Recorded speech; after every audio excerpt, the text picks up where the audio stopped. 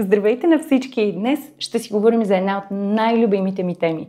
Първото впечатление и как да го създадем както трябва по време на събития. Ще си говорим за това как се създава първо впечатление, от какво зависи и как да се подготвим, когато искаме да се представим наистина добре. Аз съм Виргиния Янчева и съм ментор по комуникация и личностно развитие. Така че ако темите ви вълнуват и искате да станете по-добра версия на себе си, абонирайте се за канала. Първите впечатления се формират преди изобщо да сме заговорили. Благодарение на еволюцията и възможността на нашия мозък изключително бързо да прави преценка за това дали сме в опасност и има ли около нас някаква заплаха или не, ние виждаме това забележително бързо.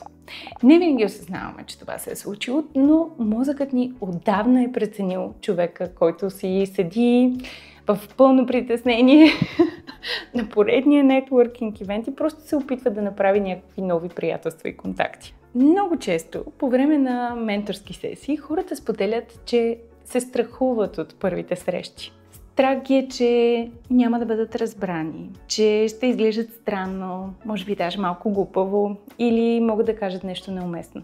Но истината е, че първото впечатление започва с начина, по който присъстваме, а не с думите, които използваме. Това, което излъчваме преди да кажем каквото и да е адски ключово. Начинът, по който стоим, погледът ни, дали се усмихваме, дали държим телефона си в ръка, дали се крием зад него. И тук ще ви споделя някои от най-честите грешки, които забелязвам при хората, които искат да направят добро първо впечатление, за да можете да ги избягвате максимално. Първото вече бе така или иначе маркирано. Стоенето с телефон в ръка. Много хора го правят от притеснение, но когато изглеждате заети, другите не смеят да ви прекъснат заради огромното неудобство, което изпитват. Когато телефонът стои в ръката ви, той своеобразно издига една стена, която е разположена между вас и потенциалните ви събеседници. Неясно съм колко уязвим е всеки без телефона си, но истината е, че ако искаме да създадем истински добър контакт, наистина ли предпочитаме да стоим зад стена? Номер 2. Затворена стойка. Кръстосани ръце и крака не винаги са проблем, ако тялото ни е отворено към групата около нас. Но ако е затворено, то определено излъчва дистанция. Разбира се, всичко има нюанси и изключения. Аз, например, не се съгласявам с правилото, че кръстосването на крайници означава, че няма желание да се включиш.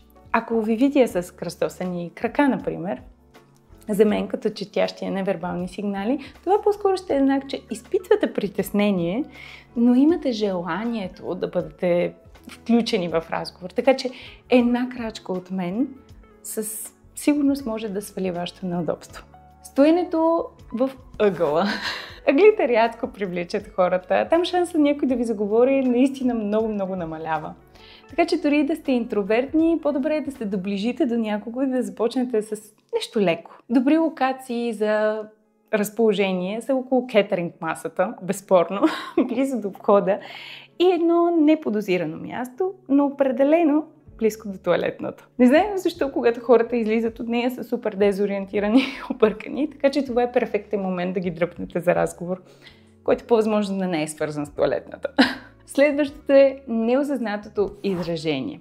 Ако изглеждате напрегнати или замислени, хората могат да се стреснат и да не ви заговорят. Дори на мен самата често ми казват, че когато се замисля прекалено много, изглеждам тъжна и дори ядосана. Една много лека усмивка понякога е всичко, от което имате нужда. Следващата точка и вече не съм сигурна до коя сме, но очакването, че трябва да се присъедините към група. Аз намирам за грешка, защото понякога е много по-лесно и естествено да заговорите само един човек. Особено когато той също седи сам. Не е нужно да се включвате при цяла група, ако това не ви носи позитивни емоции. Но гледайте се наоколо, със сигурност ще има поне още един човек, който се чуди как да се забърка в цялата супа. Може да го гледате в някой ъгъл, където вероятно ще се намира някой, който още не се е абонирал за канала. Разговор по шаблон. Една от най-големите за мен грешки, безспорно, е тази. Въпроси като как сте днес или с какво се занимавате. Определено вкарват нашите събеседници в режим на познатото. най-добре е да ги изненадате с нещо, което наистина не очакват. Но също така е прекрасен начин да покажете част от себе си. Ако искате, може даже да ги объркате. Аз, например, се имам за забавен човек, така че винаги ми е доста лесно да тръгна с шега. Като, например, за какво е това събитие? Едно събитие, което е с покани. Или, например, има ли уиски в това, което пиеш, докато посочвам затворена бутилка с червен етикет, която очевидно не е алкохолна. Разбира се, всички такъв тип шеги трябва да бъдат абсолютно необидни за другия. Забележително важно. Можете да разчупите леда по много приятен начин и за двете страни. И това е именно в което се целим. И след една добре казана шега, поставена на място, няма по-добър момент от това да се представите. Нещо, което е много хубаво да репетирате малко предварително. Като, например, колко скучно би било, ако кажа: здравейте, аз съм Ивана и се занимавам с IT. Какви въпроси можете да зададете след такова представяне? Поставете се на мястото на вашия събеседник. Колко по-различно е да кажа: здравейте, аз съм Вергиния Янчева и се занимавам с комуникация и личностно развитие. Дълги години имах собствен бизнес, фотографски, в който се занимавах много с невербалната част на нещата, защото трябваше да разбирам как визията на човека се разбира от гледащия. Но освен невербална комуникация, в фотографията има и много вербална, тъй като ти си човека, който да предразположиш модела си, но също така и да ги убедиш в това, което казваш, така че да могат да те послушат. След това, след кариерата си на фотограф, се преместих в корпоративния свят, където работех в различни по размер компании и отговарях за техните комуникации, както вътрешни, така и външни. До момента, в който не стигнах до там, че работех с над 130 компании. И след това си казах: окей, може би е време да стартирам собствен бизнес, да помагам на хората да комуникират по-добре.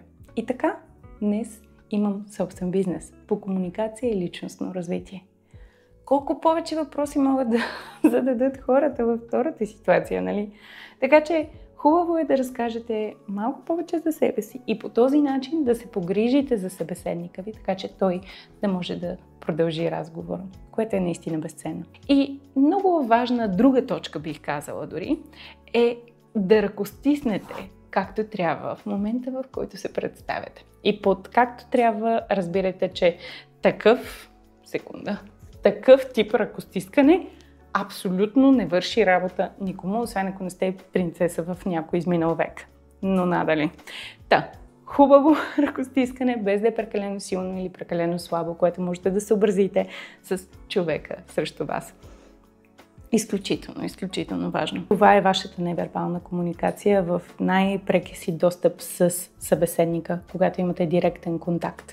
Ако обаче трябва да редуцирам днешното видео до един конкретен и най-ценен съвет, то той безспорно ще бъде: не мислете за себе си, мислете за човека пред вас.